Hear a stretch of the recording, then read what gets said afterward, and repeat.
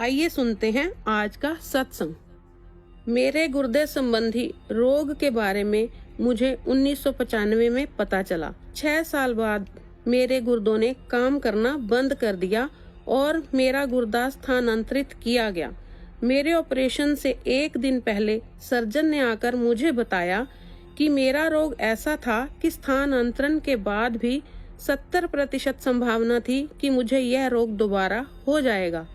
मैं और मेरा परिवार निराश हो गए, पर हमारे पास इसके अतिरिक्त और कोई विकल्प नहीं था। मेरे ऑपरेशन के बाद मैंने चिकित्सक की दी गई हिदायतों का पालन किया, परंतु हर साल मुझे अस्पताल में भर्ती होना पड़ता। साल 2003 में जब मैं तुर्की में था, मेरा रक्तचाप बहुत बढ़ गया। मुझे फौरन भारत वापस आकर हॉस्पिटल में भर्ती होना पड़ा। जब हमने गुर्दे की बायोप्सी करवाई तो पता चला कि यह रोग दूसरे गुर्दे में भी हो गया था। हमने भारत और अमेरिका के टॉप मोस्ट डॉक्टर से विचार विमर्श किया, परंतु हमें कहा गया कि कुछ ही महीनों में मुझे डायलिसिस शुरू करना पड़ेगा। इसका कोई उपचार नहीं था। मुझे स्टेरॉइड्स की भारी मात्रा पर डाला गया। मेरी पत्नी, माँ, पिता और माता ध्वस्त हो गए। हम बहुत सारे मंदिरों, ज्योतिषियों के पास गए, बहुत सारे पैसे बर्बाद किए, पर कुछ नहीं हुआ। उन्हीं दिनों मेरी प्रमोशन भी हो गई। मेरी नई जिम्मेदारियों की मांग थी कि मुझे हर महीने अन्य देशों की यात्रा करनी थी। हम दुविधा में पड़ गए कि मुझे यह प्रमोशन स्वीकारनी चाहिए थी या नहीं। इस पड़ाव पर हमारी एक परिचित भाटिया आंटी ने हमें गुरुजी और उनकी चमत्कारी शक्तियों के बारे में बताया। हमने उनका विश्वास नहीं किया, पर क्योंकि हमारे पास कोई और विकल्प नहीं था, हमने गुरुजी के पास जाने का निश्चय किया। मेरी माँ उनके दर्शन के लिए गई और मेरी समस्या के बारे में गुरुजी को बताया। गुरुजी ने अगली बार मेरी पत्नी अंजना को एक तांबे के लोटे के साथ आने को कहा। मेरी पत्नी लोटा लेकर आई, जिसे गुरुजी ने अभिमंत्रित किया। मुझे उसमें रात भर पानी भर के रखना था। सुबह आधा पानी पीना था और बाकी के साथ नहाना था। चाहे मैं खुद गुरुजी के पास नहीं गया था, फिर भी मैंने उनके निर्देश का पालन किया। मरता क्या ना करता। गुरुजी के निर्देश का पालन करने के 3 महीनों के भीतर पहला चमत्कार हुआ। मेरे गुर्दे ठीक होने लगे और 6 महीनों के अंदर मेरे गुर्दे सामान्य हो गए। मेरा डॉक्टर भी हैरान था और उसने मुझसे पूछा कि मैं कौन सा इलाज करवा रहा था, क्योंकि एलोपैथिक दवाइयों से मेरे गुर्दे ठीक नहीं हो सकते थे। हमने गुरुजी और उनके आशीर्वाद के बारे में बताया और डॉक्टर ने मुझे प्रोत्साहित किया कि मैं ऐसा करना जारी रखूं। हम हैरान थे कि कैसे एक गुरु उसे आशीर्वाद दे सकते हैं जो उनसे कभी मिला भी नहीं था, जिससे उन्होंने कुछ लिया भी नहीं और बिना एक भी बार दावा किए उन्होंने उसका इलाज किया था। यह अनोखी और कभी कभार ही होने वाली बात थी। हमने ऐसा ना तो पहले कभी सुना था और ना ही कभी अनुभव किया था। गुरुजी का आशीर्वाद प्राप्त करने के 6 महीने बाद मुझे उनके दर्शन हुए और वो भी मुस्कुराते हुए और आंखों में एक चमक लिए मुझसे मिले। पहली बार मैंने चाय प्रसाद और लंगर ग्रहण किया। इस बात का मुझे बाद में एहसास हुआ कि यह मेरी दवाइयों की अगली खुराक थी। मैं दुनिया के किसी भी कोने में यात्रा पर जाता हूँ तो अपना अभिमंत्रित लोटा साथ लेकर जाता हूँ। दुनिया के किसी भी देश के कस्टम ने कभी भी मुझे नहीं रोका और ना ही कभी लोटे के बारे में पूछताछ की है। पूछदे नहीं, मांगदे नहीं, आशीर्वाद सदैव। जहाँ मैंने गुरुजी के यहाँ महीने में एक बार जाना शुरू किया, मेरी पत्नी गुरुजी के यहाँ और अधिक जाने लगी। उसे सियाटिका था और अक्सर उसे दर्दनाक दौरे पड़ते। उसने कभी भी गुरुजी से इसके बारे में बात नहीं की और हर हफ्ते वह छोटे मंदिर चुपचाप जाकर बैठती और मेरी सेहत के लिए प्रार्थना करती। 1 साल के अंदर उसे एहसास हुआ कि अब उसे दर्द नहीं था। उसके सियाटिका का इलाज भी गुरुजी ने अपने आप ही कर दिया था। इस अवधि में हमें गुरुजी का एक सिद्धांत याद आया जो उनके एक भक्त ने हमें बताया था। गुरुजी ने कहा था, पूछदे नहीं, मांगदे नहीं। एक शिष्य को अपने गुरु से कुछ नहीं मांगना चाहिए।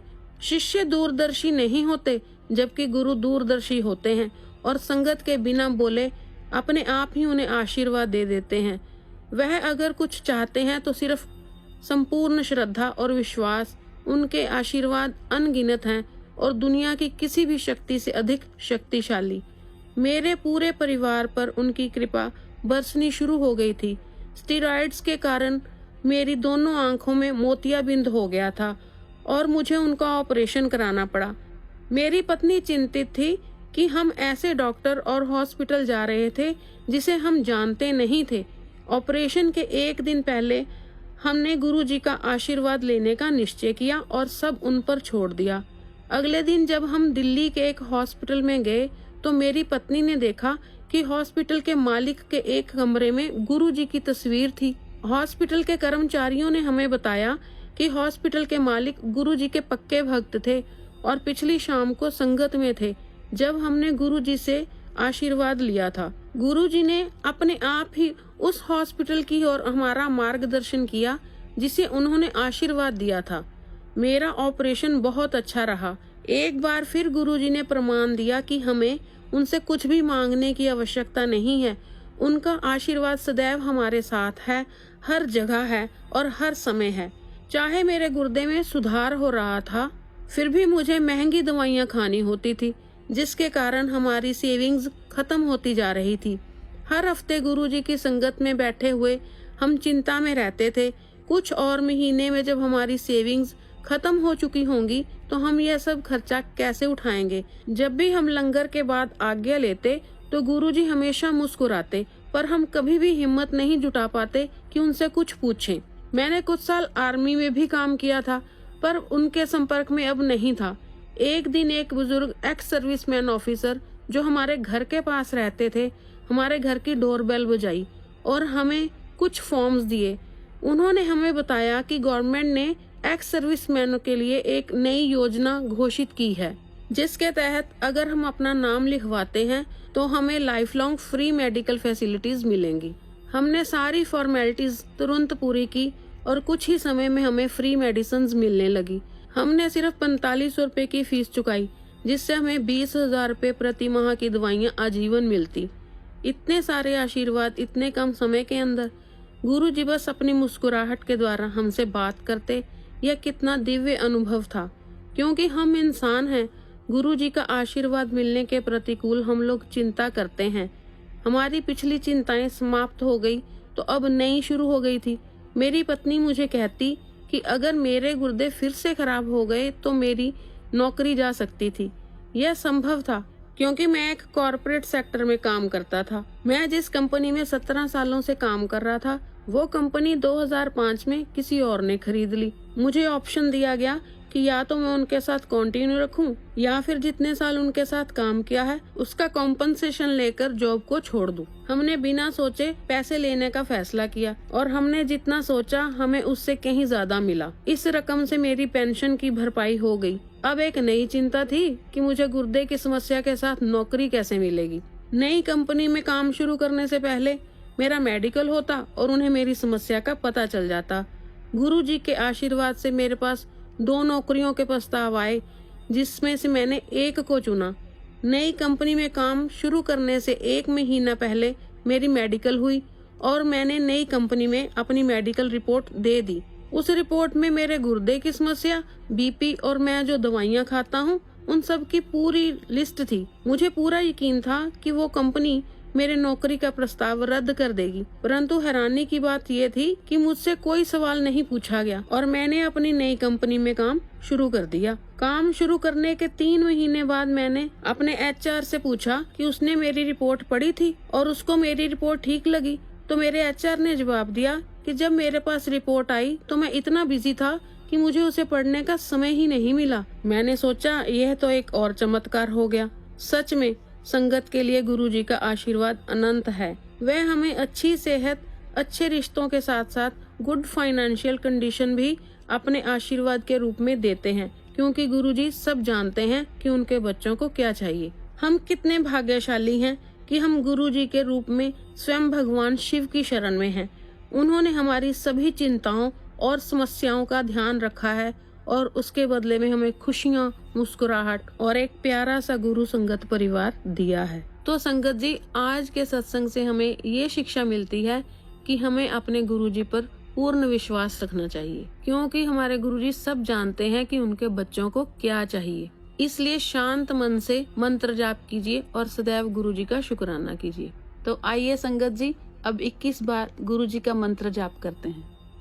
ओम नमः शिवाय, शिव जी सदा सहाय। ओम नमः शिवाय, गुरु जी सदा सहाय। ओम नमः शिवाय, शिव जी सदा सहाय। ओम नमः शिवाय, गुरु जी सदा सहाय। ओम नमः शिवाय, शिव जी सदा सहाय। ओम नमः शिवाय, गुरु जी सदा सहाय। ओम नमः शिवाय, शिव जी सदा सहाय। ओम नमः शिवाय, गुरु जी सदा सहाय। ओम नमः शिवाय, शिव जी सदा सहाय। ओम नमः शिवाय, गुरु जी सदा सहाय। ओम नमः शिवाय, शिव जी सदा सहाय।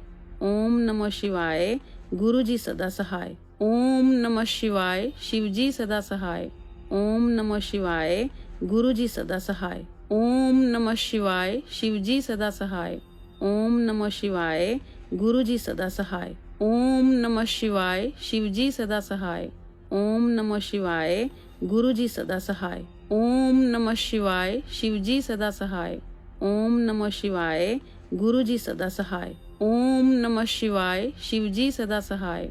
ओम नमः शिवाय, गुरु जी सदा सहाय। ओम नमः शिवाय, शिव जी सदा सहाय। ओम नमः शिवाय, गुरु जी सदा सहाय। ओम नमः शिवाय, शिव जी सदा सहाय। ओम नमः शिवाय, गुरु जी सदा सहाय। ओम नमः शिवाय, शिव जी सदा सहाय। ओम नमः शिवाय, गुरु जी सदा सहाय। ओम नमः शिवाय, शिव जी सदा सहाय। ओम नमः शिवाय, गुरु जी सदा सहाय। ओम नमः शिवाय, शिव जी सदा सहाय। ओम नमः शिवाय, गुरु जी सदा सहाय। ओम नमः शिवाय, शिव जी सदा सहाय। ओम नमः शिवाय, गुरु जी सदा सहाय। ओम नमः शिवाय, शिव जी सदा सहाय। ओम नमः शिवाय, गुरु जी सदा सहाय। ओम नमः शिवाय, शिव जी सदा सहाय। ओम नमः शिवाय, गुरु जी सदा सहाय। ओम नमः शिवाय, शिव जी सदा सहाय। ओम नमः शिवाय, गुरु जी सदा सहाय। ओम नमः शिवाय, शिव जी सदा सहाय। ओम नमः शिवाय, गुरु जी सदा सहाय। जय गुरु जी, शुक्राना गुरु जी।